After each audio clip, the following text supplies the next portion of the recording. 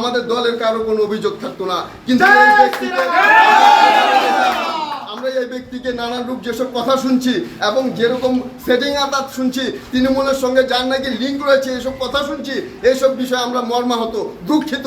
এর জন্য আমরা আজ প্রতিবাদ আন্দোলনে সামিল হয়েছি, এর জন্য আমরা আজ বিক্ষোভে সামিল হয়েছি। আমরা এর প্রতিবাদ করব এবং এর পূর্ণ জবাব জেলা সভাপতির কাছ থেকে চাইছি। জেলা সভাপতি এসেছেন, তার কাছে আমরা এই পূর্ণ জবাব চাইবো, কেন এটা হলো তার জবাব ওনাকে আজকে দিতে হবে। শেষে সকলেই বিজেপির কার্যকর্তা, বিজেপির নেতৃত্ব আছে, বিজেপির সমর্থক আছে। তো তাদের কোথায় সমস্যা হলো, কী ব্যাপার হলো না হলো, সেটা একবার তাদের সাথে আলোচনা করে নিয়ে আলোচনা করে তার পরবর্তীতেই বলতে হবে।